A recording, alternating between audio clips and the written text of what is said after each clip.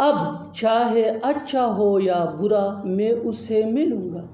اب چاہے اچھا ہو یا برا میں آؤں گا.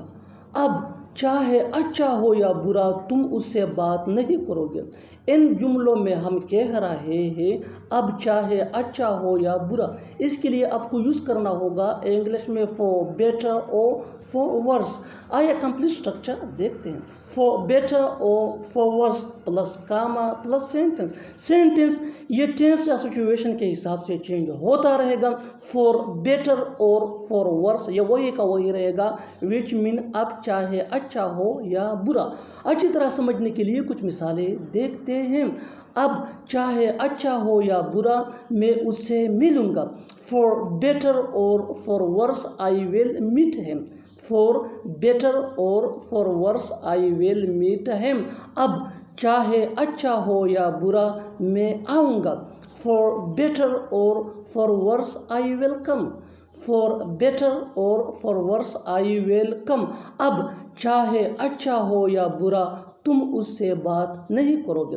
For better or for worse you won't talk to him. For better or for worse you won't talk to him. Won't یہ ول نوٹ کا شارٹ فارم ہے. بالکل ہم اس اسٹرکچر کو اسٹیپ بائی اسٹیپ فالو کر رہے ہیں.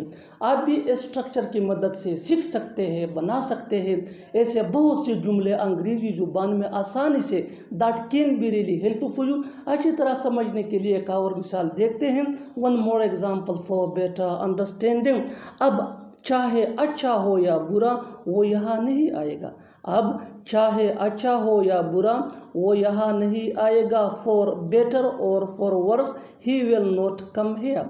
For better or for worse he will not come hair.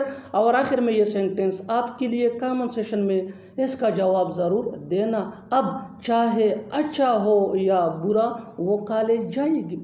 اب چاہے اچھا ہو یا برا وہ کالج جائے گی. Subscribe to English PS for more advanced English sentence structure. Thanks. Manana.